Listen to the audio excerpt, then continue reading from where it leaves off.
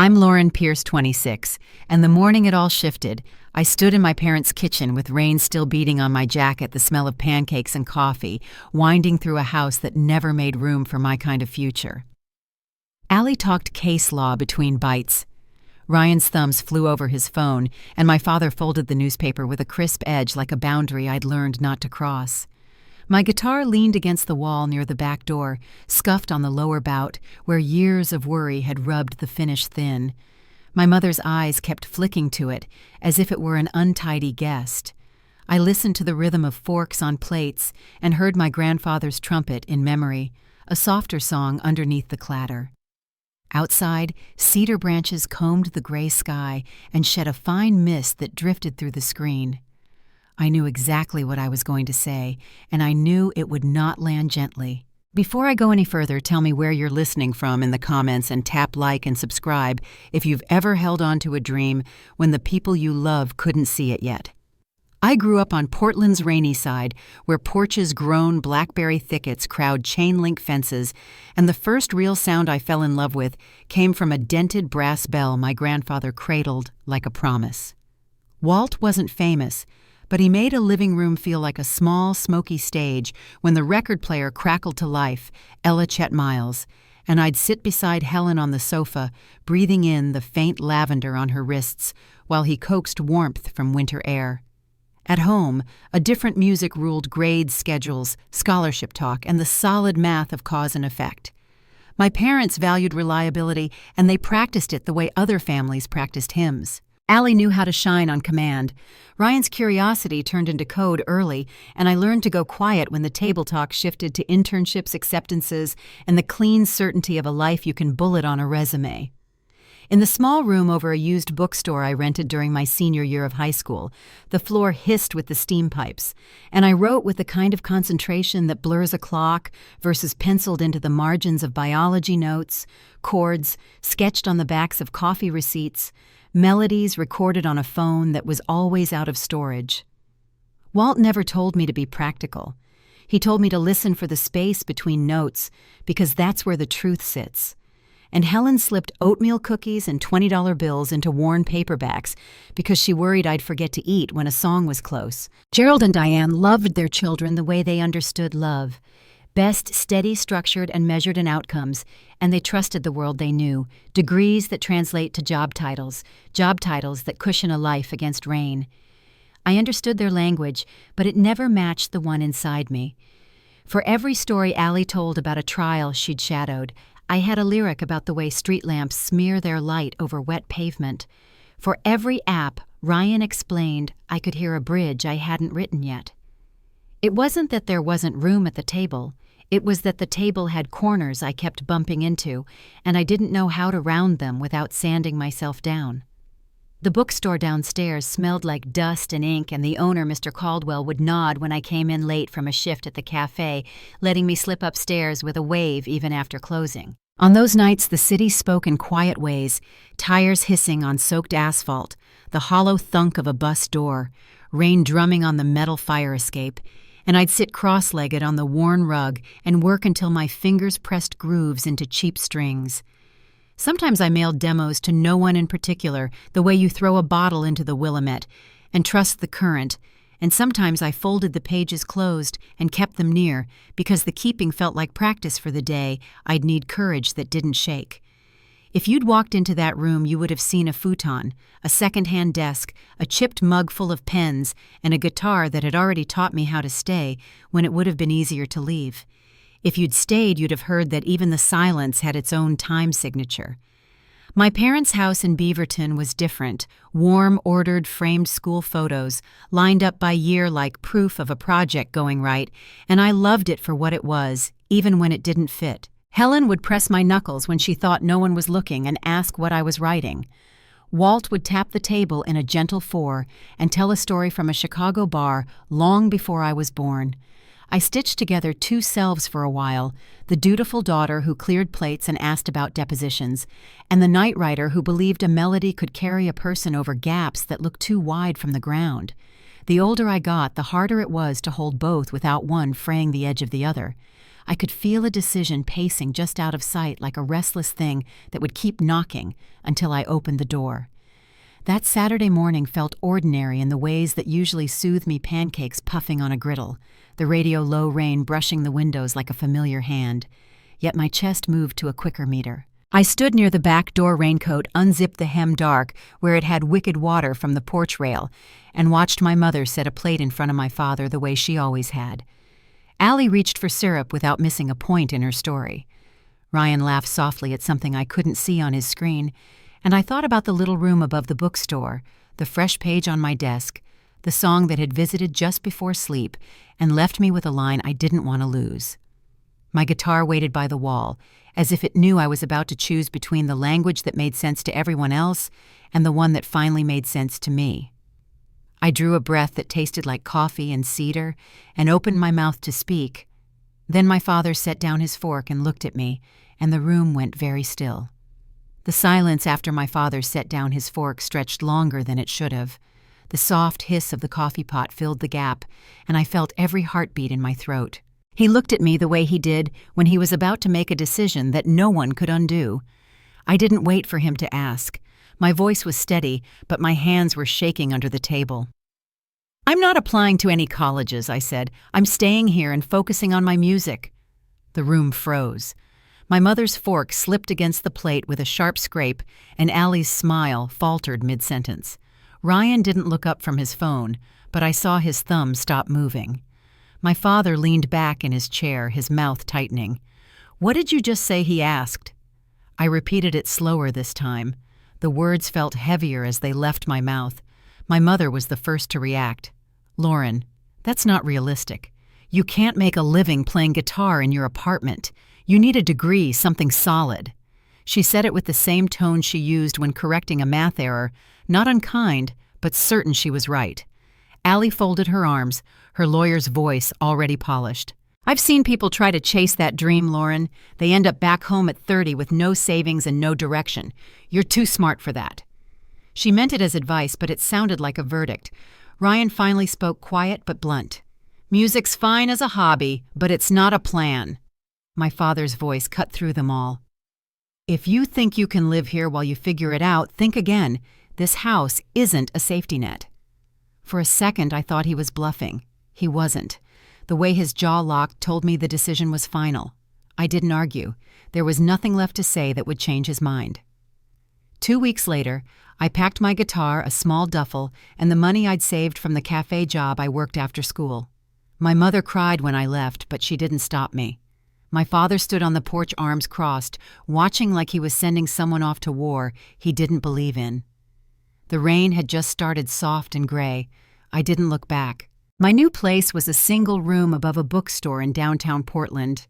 The stairs creaked, the walls smelled faintly of old paper and espresso, and the window looked out at a brick wall covered in moss. It wasn't much, but it was mine. I found a job waiting tables at a coffee shop 3 blocks away and started writing every night when I got home. Sometimes I played until my fingers hurt, chasing a melody that felt half familiar, like a dream I couldn't quite wake from. The first few months were harder than I'd imagined. Rent ate most of my pay, groceries filled the rest. I lived on instant noodles and black coffee layering sweaters when the heat cut off midwinter. Still I wrote. Songs about the city, about rain, about silence that follows disappointment. Some nights I'd record a rough demo on my old laptop and listen to it back until the sound of my own voice started to feel like company. My mother called once a week. The conversations always sounded the same. "Are you eating enough? You could come home and take some classes." I'd tell her I was fine. My father called less often. When he did, it was short. "Find a real job yet." It stung, but I stopped expecting more. Allie sent me links to internships just in case, and Ryan texted me job listings in tech. I didn't respond to most of them. The only people who never asked me to change were my grandparents. Grandpa Walt would call from their landline, his voice crackling through the static. "Keep at it, kiddo. Roads like yours aren't paved, but they lead somewhere worth walking." Grandma Helen sent small care packages, coffee beans, oatmeal cookies, sometimes a folded 20 tucked inside a novel she thought I'd like. She never mentioned my parents' disappointment, only asked about new songs. One evening after closing at the cafe, I came home to a missed call from her. The voicemail was short, trembling at the edges. "Lauren, it's Grandma. It's about Grandpa. He's at St. Mary's." I didn't even lock the door behind me. I ran down the block, caught the last bus, and stared out the rain-streaked window the whole ride. By the time I reached the hospital, the halls smelled of antiseptic and quiet grief. Grandma sat alone in the waiting room, hands folded tightly in her lap. When she looked up, I already knew. The doctor's words were only confirmation. Grandpa was gone. The funeral was small. The church pews creaked when people shifted, and light through stained glass fell in broken colors across the floor. I played a hymn on my guitar, my hands shaking so badly I nearly dropped the pick halfway through. Grandma smiled through her tears. My parents sat stiffly in the front row, their eyes red but dry. After the service, they talked logistics, flowers, thank you cards, donations, while I sat by the window listening to the rain. That night in my apartment, I opened my notebook and wrote until dawn. Every page filled with fragments of Grandpa's voice, the smell of his aftershave, the sound of his trumpet echoing across summer evenings. The melody came on its own, uninvited but welcome. I called it Trumpet in the Rain. I recorded it in one take, voice, raw guitar, slightly out of tune, and uploaded it online. I didn't expect anything to happen. A week later, my inbox overflowed. Musicians I'd never met wanted to collaborate. An indie singer from Seattle asked if she could record it for her next album. When the song went live, I barely recognized my own work wrapped in her voice, but people listened hundreds, then thousands. For the first time, strangers were singing my words. One afternoon at the cafe, I heard the opening chords drift from a customer's phone and froze with a plate in my hand. I didn't say anything. I just listened. The small label that handled the singer's release reached out next. They wanted me to write for another artist. The pay was more than 2 months of cafe shifts. I said yes. I stayed up 3 nights straight to finish the track, and when it came out, it quietly reached hundreds of thousands of streams. That one job led to another and another. A folk duo in Denver, a pop band in Austin, a film student in Los Angeles who wanted a soundtrack for her short film. I stopped measuring my worth in tips and started tracking royalties instead. 3 years later, I was living the same quiet life, but everything underneath it had changed. My savings had crossed into 6 figures, my network stretched across time zones, and my name, well, my alias was becoming familiar in circles that didn't know me as Lauren Pierce. I'd signed every track as Rain Bennett, a quiet tribute to my grandfather. At first, I used the pseudonym out of fear. I didn't want my family to find out and reduce it to luck or coincidence. Later, it became a way to protect the only thing that still felt entirely mine. I upgraded my guitar, replaced my laptop, and added soundproof panels to the walls, but I kept the same apartment above the bookstore. To anyone walking by, I was still the girl waiting tables. The truth sat quietly beneath the surface, humming like a chord held under the melody. I told Grandma everything. I'd visit her every weekend bringing blueberry scones and vinyl records. She'd sit in her rocking chair, tapping her slipper in time with the music. Sometimes she'd say Walt would be proud, and I'd feel that ache in my chest ease just a little. But the visits began to change. She started forgetting details, asking the same question twice, misplacing her glasses, calling me Helen by mistake. I brushed it off at first. Then the day came when she looked straight at me and asked how I'd met her granddaughter. The diagnosis came a month later. Early-stage Alzheimer's. The doctor explained it gently, but the words hit like a slow storm you can't outrun. That night, I sat at my desk, city lights blurring through the rain, and made a promise to myself. I wasn't going to let her fade away in a sterile room surrounded by strangers. She deserved music warmth and a home filled with the kind of life she'd once given me. I didn't know how yet, only that it had to be big enough to hold all the love she'd poured into me. And as the first light touched the edge of the window, I knew this next song in our lives wouldn't be written on paper. It would be built from walls, sunlight, and sound. That was the moment everything began to change again, though I didn't realize it yet. I spent the next few weeks moving through my days like I was standing in 2 worlds, one where I kept writing songs and answering emails as Rain Bennett, and another where time was running faster than I could keep up. Grandma's mind had begun to slip like a tide drawing back from the shore. Some days she was herself humming softly in her chair and asking what I was working on. Other days, she'd forget she'd asked and start the same conversation again, her eyes fogging halfway through the sentence. When she called me Helen for the first time, I just smiled and went along with it. But that night, I sat in my apartment staring at the ceiling until the sun came up.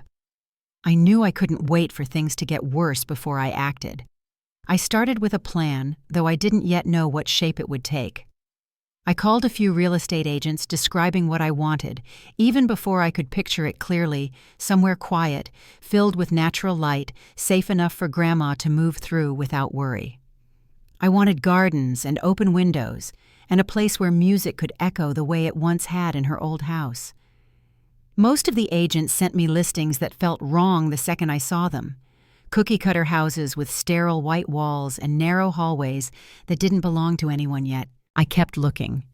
During that time, I met someone who became my lifeline. Her name was Clara Jennings, 32, an assistant I'd hired part-time to help with contracts and scheduling. She had the kind of calm energy that steadied a room.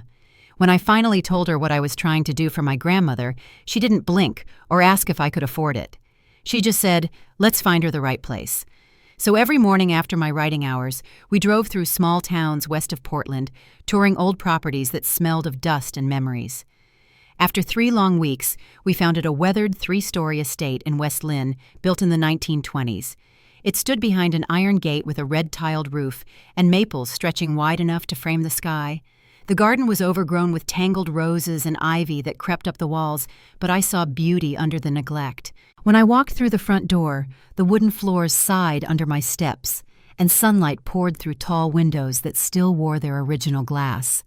The air carried that faint sweetness of age and cedar, and I knew this was it.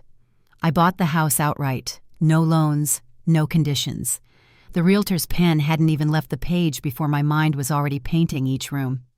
I called in an architect who specialized in restoring historic homes. We walked through every floor while I explained what I needed: an elevator for access, wider doorways, a bathroom with safety bars and heated tiles so she wouldn't slip. The architect took notes quietly, then nodded with the same respect I'd once hoped to hear from my parents. Within a week, the renovation began. The work became my obsession. I learned more about flooring materials and stair lifts than I ever thought possible. Every morning I'd arrive with coffee for the crew and stay until the last truck pulled out. I filled notebooks with sketches, 1 page for the music room, another for the library, another for the sun porch. I wanted the house to hold a rhythm of its own, something between a song and a heartbeat. The lounge would have a record player and shelves for Grandpa Walt's vinyls. In the music room, a baby grand piano sat under a chandelier that reflected light like water. Each evening I'd call Grandma at her house. Some nights, she remembered the songs we used to listen to, and other nights, she asked how Grandpa was doing. I'd tell her he was fine and playing somewhere nearby. It wasn't the truth, but it gave her peace, and that was enough for now. I promised her I'd visit soon, but I didn't say what I was preparing. I wanted it to be a surprise. By summer, the renovations neared completion.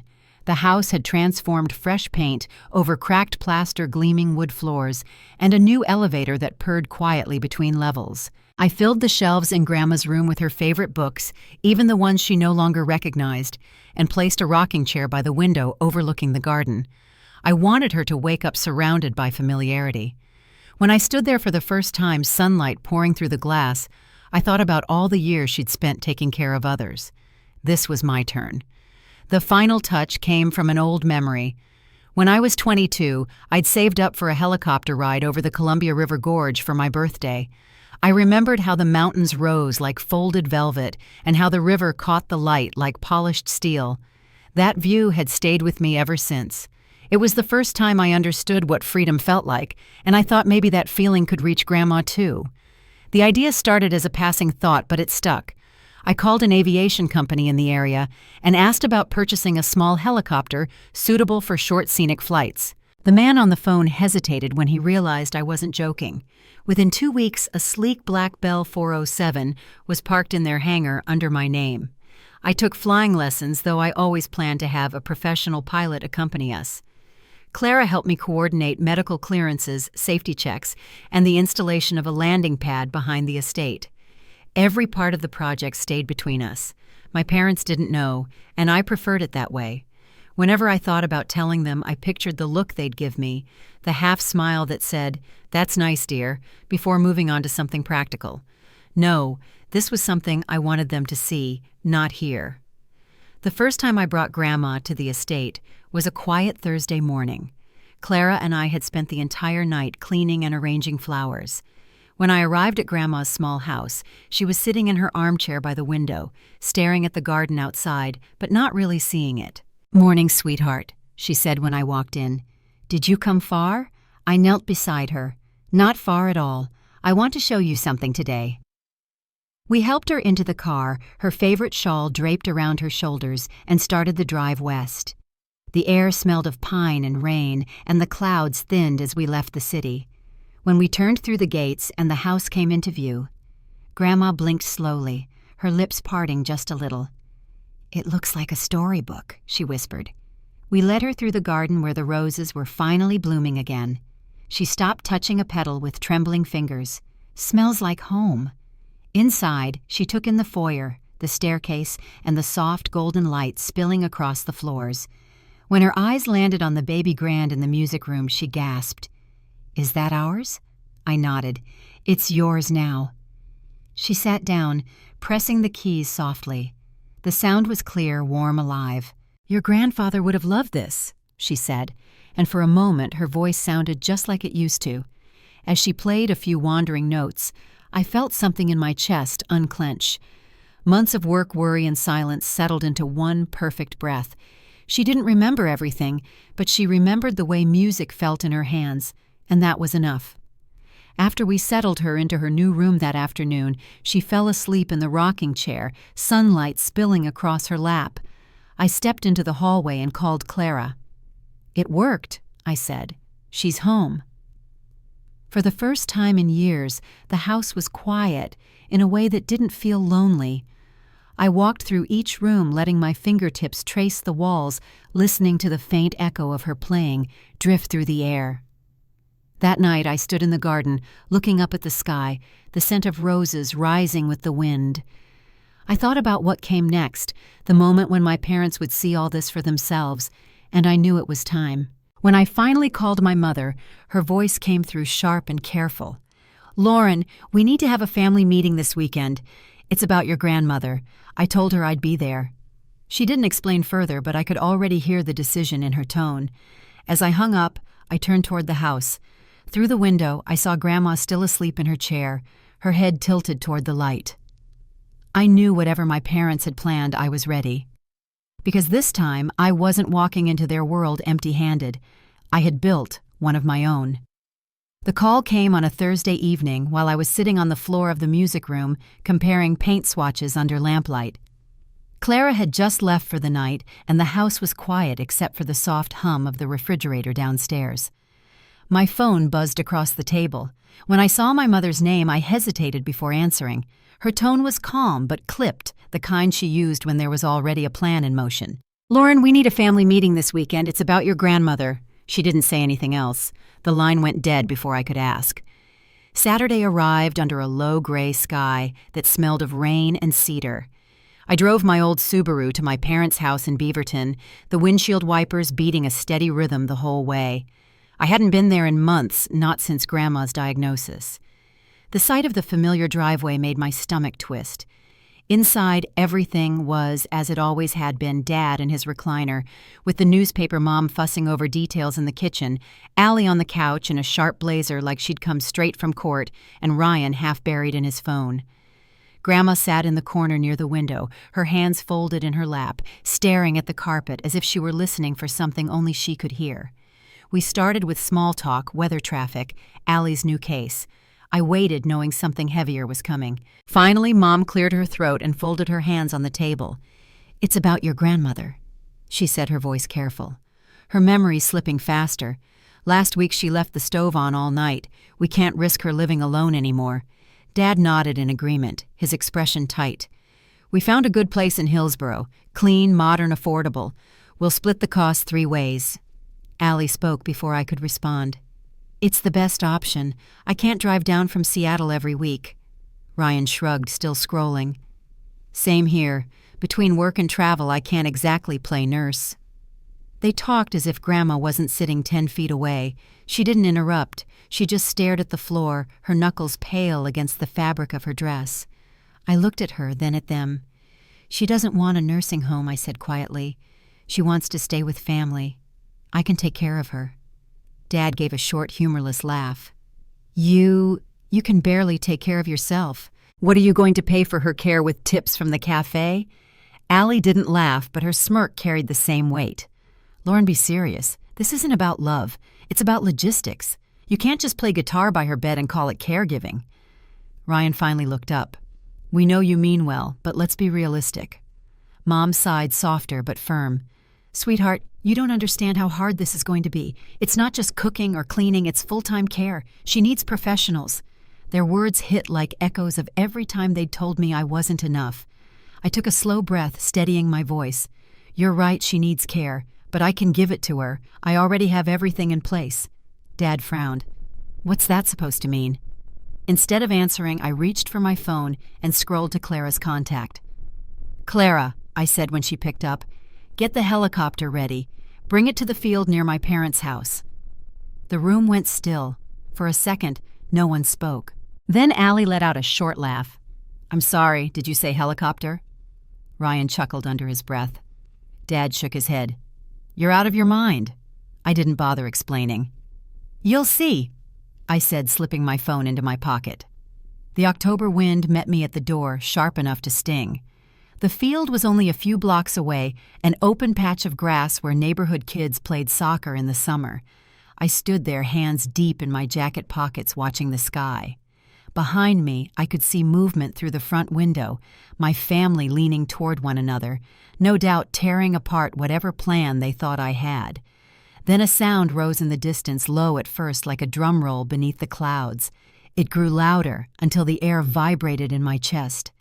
Neighbors stepped onto their porches, shielding their eyes as a sleek black helicopter emerged over the treetops, sunlight flashing off the rotor blades. It descended smoothly, sending a rush of wind through the field, swirling leaves into gold and brown spirals. By the time it touched down, my family had stepped outside. Dad was first, his jaw clenched. "What the hell is this?" he shouted over the noise. Mom stood beside him, one hand pressed to her sweater. Allie froze halfway down the sidewalk, her phone slipping from her grasp, and Ryan stood behind them, earbuds dangling, eyes wide. I walked past them without a word and went straight to the living room. Grandma was dozing in her chair, her thin blanket sliding off one knee. I knelt beside her. "Grandma," I whispered, "it's me. We're going for a little ride." Her eyes fluttered open, confusion giving way to a faint smile. In the car, she asked. I squeezed her hand. Better. At the door, Clara was waiting with a nurse I'd hired weeks earlier. Together, we helped Grandma outside. The moment she saw the helicopter, she gasped softly. "Oh my," she whispered. "Your grandfather would have loved this." "I know," I said, my throat tightening. We settled her inside the nurse, adjusting her headset and seatbelt. I turned back to my family. "Mom, Dad, you're coming. Allie, Ryan, follow us in the car. I'll text you the address." They hesitated. Curiosity overruled disbelief. Within minutes, Mom and Dad climbed into the back, still stunned. The door closed with a firm latch. The rotors spun faster, lifting us smoothly off the ground. Below us, the field shrank, houses turning into small squares. Grandma's hand rested on mine, her eyes wide as the city spread beneath us. "It's beautiful," she murmured. I looked toward my parents. Mom gripped the seatbelt so tightly her knuckles had gone white. Dad kept glancing at me like he was still trying to solve a puzzle he hadn't known existed. "Where are we going?" he asked over the headset. "You'll see," I said. We flew south over stretches of forest painted in autumn color. The Willamette River glinted like liquid silver between the trees. For the first time in years, the air inside that helicopter felt like peace. 20 minutes later, the estate came into view. Cream walls, red-tiled roof gardens, alive with late roses and towering maples. The landing pad gleamed just beyond the back patio, bordered by new stone paths. As we descended, the rotors kicked up another storm of leaves. Mom gasped when the skids touched down. "Lauren, whose house is this?" I didn't answer. Instead, I helped Grandma out first, her shawl fluttering in the wind. She looked around, her eyes bright with wonder. "It smells like home," she whispered, as we walked through the garden path lined with roses. Inside the house glowed with afternoon light. Polished wood floors, soft cream walls, and on a stand by the window, Grandpa's trumpet gleaming in the corner. Grandma reached for it, her fingers trembling. "Walter's," she breathed. I nodded. "This is your home now, Grandma. Ours." Dad stepped forward, his face pale. "Lauren, what is this? How could you?" I turned to face them all. For the past 6 years, I've been writing under the name Rain Bennett. Every song you've heard, Trumpet in the Rain, the commercials, the movie tracks, they're mine.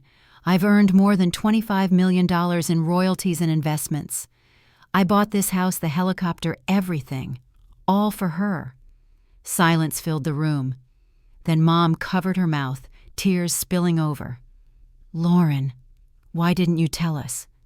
"Because you never believed I could do it," I said simply. "I wanted you to see it, not hear it." Dad rubbed the back of his neck, his voice breaking. "I was wrong. About everything."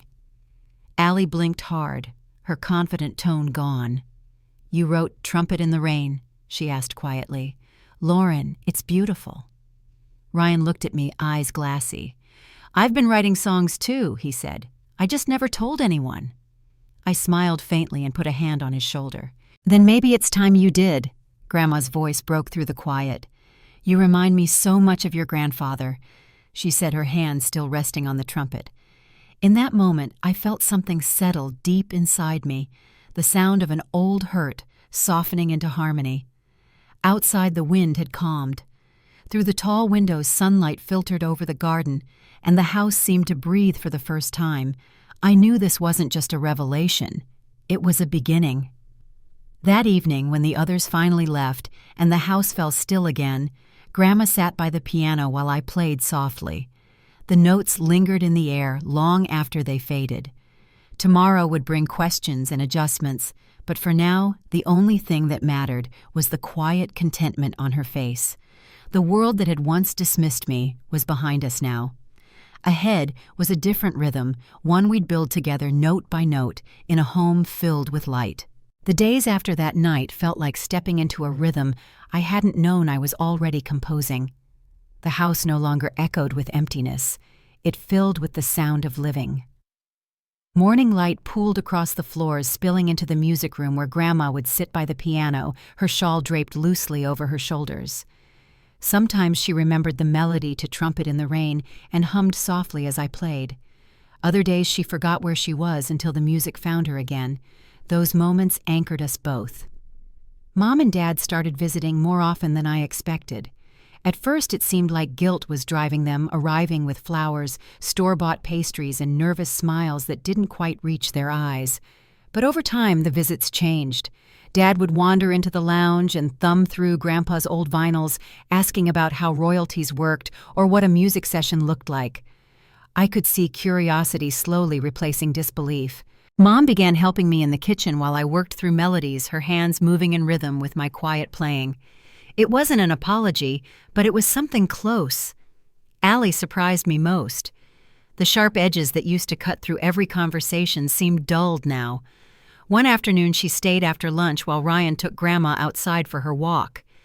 She stood near the kitchen window, arms crossed, her voice quieter than I'd ever heard it.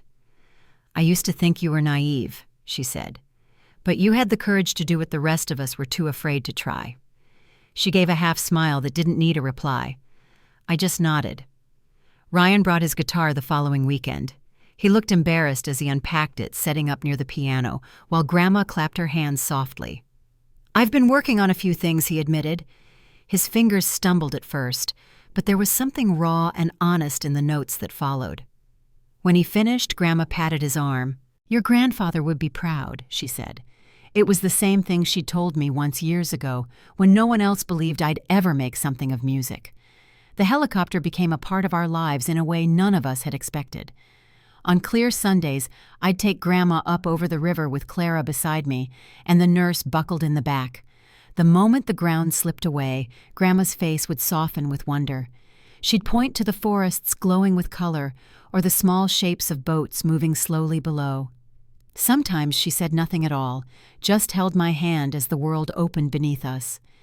After every flight, she seemed sharper for a while, as if those moments above the earth had pulled her back to herself. By autumn, the house felt fully alive.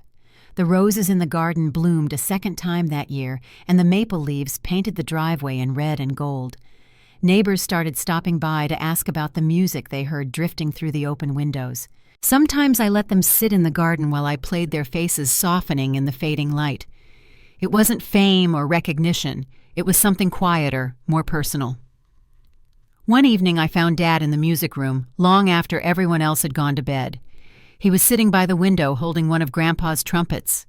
"I didn't realize it was this heavy," he said, testing the weight in his hands. "He carried this around every night." I nodded. "Everywhere he went." Dad's voice lowered. "I spent years thinking success had to come with a title. You proved me wrong." He didn't look at me when he said it, but the words stayed with me long after I left the room. Mom started organizing small family dinners at the house. They weren't the kind we used to have where every conversation was a test of worth. These were simple roast chicken laughter from the kitchen, Grandma telling the same stories twice without anyone interrupting. Allie and Ryan would stay late sometimes playing cards with Grandma, while I worked quietly on new material upstairs. I began to see what healing looked like, not a sudden change, but a steady rhythm of small, decent moments. Still, there were nights when the quiet reminded me that time was slipping through our fingers. Grandma's memory continued to waver. Some mornings, she woke up disoriented, asking if Grandpa had gone to work. I'd sit with her by the window, the sunrise spilling gold across the garden, and remind her gently of where we were. She always smiled when she remembered the house was hers. "It's so beautiful," she'd say. "You made it a home again." Clara stayed busy managing projects and scheduling the nurses, but she became more than an assistant. She was family. On evenings when I had studio calls or deadlines, she'd stay with Grandma reading aloud from the old novels Helen loved. Sometimes I'd come home to find them both asleep in the sitting room, soft music still playing from the record player. By winter, I'd begun drafting a new album instrumentals, inspired by the house and the life we'd built inside it. The first track was a reprise of Trumpet in the Rain, slower layered with piano and muted brass. It was the sound of memory lingering of things coming full circle. One afternoon, while recording in the music room, I heard footsteps behind me. Grandma stood in the doorway, her sweater buttoned unevenly, her eyes brighter than usual. "That song," she said softly. "It sounds like him." I helped her to the chair beside the piano, and she closed her eyes listening until the last note faded. "You didn't just give me a house, Lauren," she said after a moment. "You gave me my life back." Her voice trembled, but her smile held steady. I reached for her hand and stayed beside her until she drifted off to sleep. Later that night, after everyone had gone to bed, I walked out to the garden. The air was cold, and the last of the maple leaves rustled across the stone path. Through the windows, I could see Grandma asleep by the fire, the trumpet gleaming softly on the stand beside her. The sight filled me with a quiet peace I hadn't felt in years. For so long, everything I'd done had been driven by the need to prove myself, to show my family I was capable of more than they'd ever believed. But standing there watching the home we'd built together glow against the darkness, I realized the point was never about proving anything. It was about protecting what mattered. When the wind shifted, I could almost hear Grandpa's trumpet in the distance weaving through the night air. I smiled, knowing that in some way, the song had never really ended.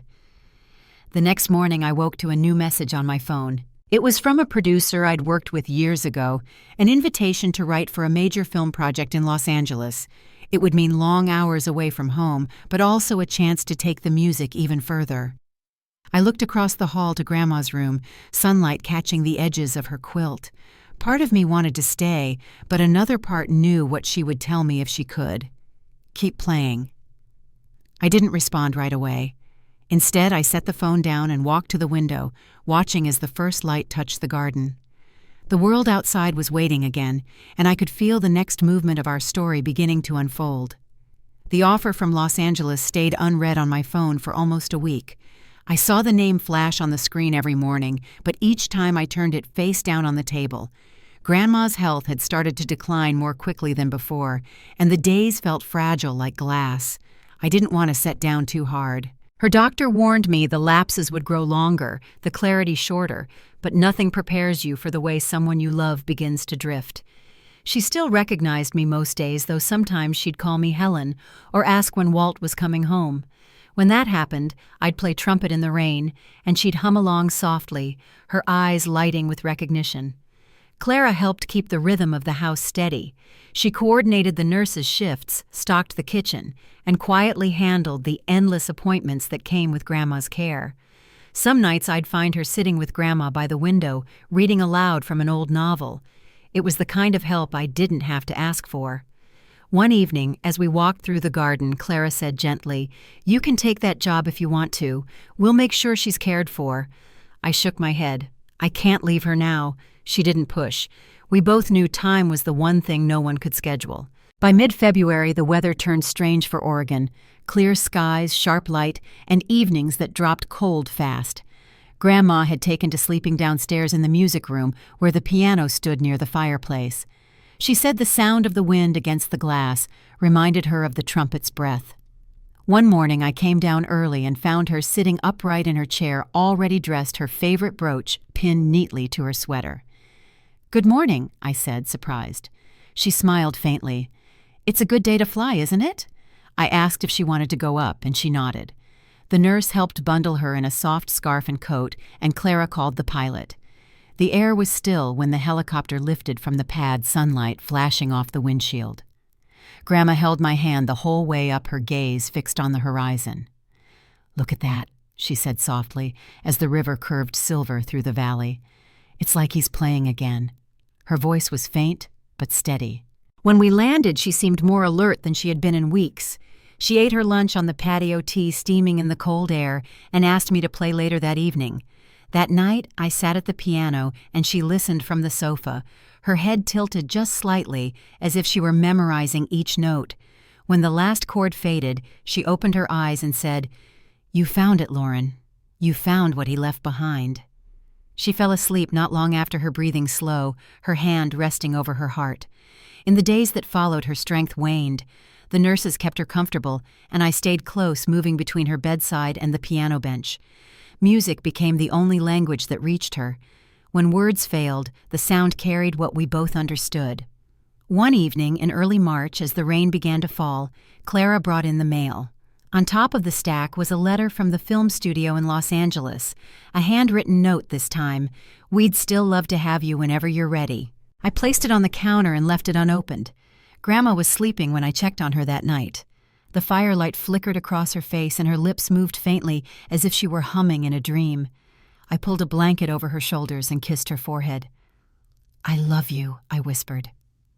The next morning she was gone.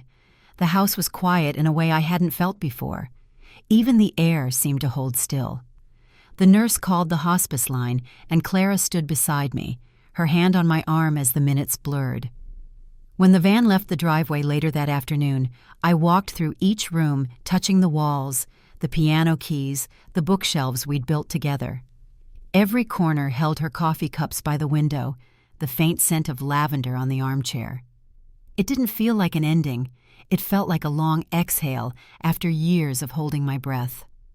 We buried her beside Grandpa in the small cemetery overlooking the Willamette River. The day was cold and bright. I played quietly as the pastor spoke the same melody that had begun it all. Trumpet in the rain carried across the hilltop, simple and unadorned. My parents stood close, their hands clasped tightly. Ryan placed a single white rose on the casket. Allie slipped her arm through mine. No one spoke. There was nothing left to say that music hadn't already covered. After the service, we returned to the house. Mom wandered through the rooms, touching framed photographs and small mementos as if she were seeing them for the first time. Dad stopped by the piano, running his fingers lightly over the keys. "She was proud of you," he said quietly. "She told us that every time we called." I didn't answer. The truth was enough. That night the house felt larger than before. I sat by the fireplace with a cup of tea, the silence pressing close. Clara came in softly, setting a folder on the table. "These are all her papers," she said. "There's something at the back you should see." Inside was a sealed envelope in Grandma's familiar handwriting. My name curved across the front in blue ink. I waited until the next morning to open it. The letter was short, written in the same neat script she'd used to label her recipes. "My dearest Lauren, it began music carried your grandfather through the hardest parts of his life, and now it's carrying you. Don't stop for anyone. The world needs what you have to give. Love always, Grandma." The words blurred before I reached the end. I folded the letter carefully and placed it inside the piano bench under the worn sheet music she'd left behind. For weeks I kept to small routines, watering the plants, sorting mail, dusting the records. But the silence began to shift from grief to something else, a quiet invitation. One evening I pulled out my notebook and started to write again. The melody came easily, steady and low, threaded with both sorrow and peace. It wasn't about loss this time, it was about continuation. A month later, I finally called the studio in Los Angeles. The producer's voice on the other end was warm. "We didn't think you'd say yes," he said. "When can you come out?" I looked toward the piano, the sunlight glinting off the brass trumpet that still stood nearby. "Soon," I said, "but I'll be bringing part of home with me." Before leaving, I made sure the house would never stand empty. Clara agreed to stay and oversee it, turning the estate into a retreat for musicians, somewhere people could come to rest and find their sound again. We called it the Bennett House, after the grandparents who had believed first and longest. The day I packed for the trip, I found the old care packages Grandma used to send empty tins that once held cookies, each still smelling faintly of cinnamon and paper. I tucked one into my suitcase beside a copy of her letter. As I stepped outside, the wind stirred the rose bushes, scattering a few petals across the path. The helicopter waited on the pad, gleaming in the morning sun. I closed my eyes for a moment before climbing aboard. When we lifted off the estate, stretched beneath me, cream walls, red roof, the garden shimmering with light. It looked smaller from above, but no less alive. I realized then that the music, the home, even the silence, they were all part of the same song. I didn't know where the next verse would lead, only that it had already begun. Los Angeles felt like a different kind of rhythm, fast, bright, full of noise that never seemed to fade.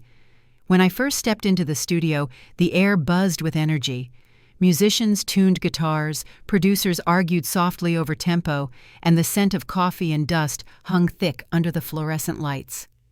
For a moment, I missed the quiet hum of the Bennett house, the sound of the wind threading through the rose bushes, and Grandma's soft humming that had filled every pause. But as I sat down at the piano, the keys under my fingers felt like home again. The music waited patiently, the same way it always had. The film project unfolded quickly. The producers gave me 6 weeks to write the score, an entire world of sound that would hold both love and loss without a single word spoken. I stayed in a small apartment overlooking the city, working through nights with the windows open to let in the noise. Every morning I'd call Clara to check on the estate. She told me the first 2 residents had arrived, a young songwriter from Chicago and a retired music teacher from Idaho. They were settling in well. I could almost see them, new hands, tracing old paths through the rooms I'd once walked with Grandma. One afternoon, during a break in recording, a studio runner approached me with a folder. "They're asking for your composer credit," he said. "Do you want it listed as Rain Bennett or Lauren Pierce?" I hesitated for a moment before answering. "Lauren Pierce," I said. "It's time." The name looked strange, printed in bold letters on the cue sheet, but it also felt right. The part of me that had hidden behind the rain was ready to stand in the light. Weeks passed in a blur of long days and late nights. I found myself drawing on melodies I'd written years before, quiet phrases meant only for Grandpa's trumpet or the piano beside Grandma's chair. The film's final scene needed a piece that felt like remembering. I sat at the studio piano until sunrise, weaving notes together, until the sound felt like her voice calling from another room. When the last chord faded, I realized I'd written something that didn't just belong to the movie, it belonged to us. The premiere took place in a small theater in Santa Monica. I wore a simple black dress and sat in the back row. When the credits rolled and my name appeared on screen, the audience clapped politely, unaware of the story behind the music. For me, it wasn't applause that mattered. It was the moment the lights dimmed and the melody filled the room. It sounded like home. Afterward, I stepped outside into the California night. The air was warm, and the ocean wind carried the faint scent of salt. My phone buzzed a video message from Clara. She'd filmed the garden at sunset the first evening concert at the Bennett house. A few of the resident musicians sat on the patio playing softly, the roses in full bloom behind them. She panned the camera toward the music room where the piano's light flickered through the window. I watched in silence, tears blurring the edges of the screen. Grandma's house had become everything she'd dreamed it could be, a place where sound and love lived side by side. The next morning, I boarded a flight home. I hadn't realized how much I needed to see Oregon again until the plane began its descent. The city stretched below in familiar shades of green and silver. When I landed, Clara was waiting at the gate, holding a coffee in one hand and a small envelope in the other. "This came for you," she said, "from a law office in Chicago." Inside was a single-page letter with the firm's header and a short note. It was from a woman named Margaret Holden, who introduced herself as an estate representative. She wrote that a man named Samuel Klein, a retired jazz musician and one of Grandpa's old bandmates, had recently passed away. In his will, he'd left behind a small collection of music manuscripts and recordings, some featuring Grandpa and an unknown female vocalist. He wanted you to have them, she'd written. He said they belonged with the family that still believed in the music. 2 weeks later, the package arrived. Inside were reel tapes, yellowed sheet music, and a photograph of Grandpa in his 20s, trumpet in hand, standing beside a woman who looked exactly like Grandma. On the back, in faded ink, someone had written, "Portland, 1952, Trumpet in the Rain, first recording." My breath caught. The melody that had changed everything, the song I thought I'd written from memory, had been theirs first. That night I played the tape on an old player Clara found in storage. The sound crackled soft but clear. Grandpa's trumpet led the way, followed by Grandma's voice, warm, young, steady. She sang the same tune I'd written all those years ago, every note identical. When it ended, I sat for a long time, the silence filled with a kind of awe I couldn't name. It wasn't theft or coincidence. It was inheritance, the echo of something passed down without words. The discovery spread quietly through the family. Mom called first, her voice trembling. "I had no idea," she said. "All these years, I never knew they'd recorded together." Dad's message came later that evening. "You've carried their music further than they ever could. They'd be proud, Lauren." Allie sent flowers with a simple note, "Keep playing. We're listening now." I spent the next week archiving the tapes and transcribing every sheet of music. Clara suggested we create a special room in the estate, a small gallery to honor the Bennetts and their legacy. We filled it with photographs, handwritten notes, and a looping recording of that first trumpet in the rain. Visitors could sit, listen, and read their story. I left Grandma's brooch on display beside the trumpet. By early spring, the house was full again. Musicians came from across the country, some young and hopeful, others older and searching for a second start. The air was always alive with sound. One evening, I hosted a dinner in the garden to thank everyone who had helped build the place. Mom and Dad came too, walking arm in arm along the path lined with roses. As the sun dipped low, the first group of residents performed a new arrangement of Trumpet in the Rain. The melody rose into the twilight, blending with the rustle of leaves and the soft hum of conversation. When the last note faded, I looked across the table at my family. Mom smiled through tears, Dad raised his glass, and Ryan sat strumming quietly beside the fire pit. Allie leaned closer and said, "You did it, you know. You built something that's going to last." I didn't answer, but I knew she was right. The Bennett house had become more than a home. It was a living song, one that would keep playing long after we were gone. Later that night, when the guests had left and the lights in the garden dimmed, I walked to the edge of the patio. The moonlight brushed the top of the piano inside the music room. I sat down and began to play the same piece Grandma had once called our song. The house seemed to breathe with every note. Outside, the wind stirred the roses, carrying the scent of lavender and rain through the open door. For the first time, the music didn't feel like something I was chasing. It felt like something that had finally found its way home. When I stopped playing, the silence felt gentle, full of memory instead of ache. I rested my hands on the keys and let the moment linger. The world had changed, but the heart of it, the melody that began in a small Portland house with a trumpet and a girl who believed was still the same. The next morning, I received an email from the film studio. The movie's score had been nominated for an award. I smiled and closed the laptop, the sound of the garden drifting through the window. The recognition was nice, but it wasn't what mattered. What mattered was that for the first time, the music belonged to everyone it came from. I stood at the window and watched the morning light spill across the Bennett house. Somewhere in that glow, I could almost hear Grandma's voice again, soft and sure, reminding me that no song ever truly ends, it just changes hands. The weeks after the nomination felt like sunlight, after a long storm, steady quiet, and a little unreal. The Bennett house filled with music every day. Some of the residents stayed for months, others only a week, but every person who passed through left a piece of themselves behind. Their songs drifted through open windows, blending with the sound of wind in the trees. I could almost hear Grandma in it all, her voice woven between the notes, like she was still keeping time for us. When the award ceremony came, I almost didn't go. I wasn't sure I wanted the noise or the spotlight, but Clara insisted.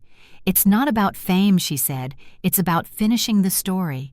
So I went, just me, a simple black dress, and Grandma's brooch pinned to my collar. The night glittered with photographers and chatter a world away from the quiet porch where I'd written my first songs. When they called my name, I didn't feel the rush people talk about. What I felt was stillness. I walked up, accepted the small gold statue, and said only what needed saying. For Walter and Helen Bennett, who taught me that music isn't something you chase, it's something you carry. After the ceremony, I returned home before sunrise. The estate was dark except for the glow from the kitchen window. Clara had left the light on. I walked through the silent rooms, past the photographs on the wall, past the music room where the piano waited. The air smelled faintly of roses and rain. I set the award on the mantel beside the trumpet and the framed photograph of Grandma and Grandpa. The metal caught the first trace of morning light, and for a moment it seemed to hum. Later that day my family arrived. Mom brought a casserole, Dad carried flowers from their yard, Allie had her arms full of sheet music from one of her clients who wanted to donate, and Ryan came with his guitar. We had lunch in the garden under the blooming maples. The sky was clear and the air warm, the kind of day that makes you forget every harsh word ever spoken at a kitchen table. At some point, Dad leaned back and said quietly, "Your grandmother would have loved this." Mom nodded. She'd say the music came home. That night, after everyone left, I sat at the piano again. I played Trumpet in the Rain one last time before closing the lid. It didn't sound like goodbye, it sounded like completion. The melody lingered in the air, fading softly into the quiet hum of the house. I could almost see her in the doorway, smiling the way she used to when I finished a song. In the months that followed, the Bennett house grew into something bigger than any of us expected. Local schools began sending students for workshops, retired musicians came to teach, and a small foundation formed to support new songwriters. People started calling it the house that music built, though I never thought of it as mine alone. It belonged to everyone who had ever believed in a dream no one else could see. One afternoon in late summer, a letter arrived from a woman named Charlotte Green, a nurse who had cared for Grandma during her last few weeks. She wrote that Grandma often spoke about the house and the music that filled it. She said her granddaughter had built a world out of kindness, Charlotte wrote. I folded the letter and placed it beside Grandma's on the piano bench. It felt like the story had folded in on itself, past and present, resting in the same quiet space. Every so often when I walk the garden paths in the evening, I think about the road that led here, the one lined with small heartbreaks, long nights, and the stubborn belief that beauty is worth building even when no one's watching. I think about my younger self in that one-room apartment writing songs between shifts and trying not to lose hope. She didn't know what waited ahead. She only knew that music kept her moving one verse at a time. Now when the students come to the Bennett house and sit at the piano, I tell them the same thing Grandpa once told me. Music isn't just something you hear, it's something you carry. It can hold your grief, your joy, your defiance, and your forgiveness all at once. That's what makes it last. The evenings here end the same way. They always have soft light spilling from the windows, the faint sound of someone practicing upstairs, and the scent of roses drifting through the air. Sometimes when the breeze catches just right, I swear I can hear the distant echo of a trumpet, gentle and sure, playing us home. If you've ever had to rebuild your life from the ground up or found comfort in the things someone left behind, you know what I mean? Hold on to that music inside you, whatever form it takes. And if this story touched your heart, share it with someone who might need a little reminder that love and purpose can grow even from silence.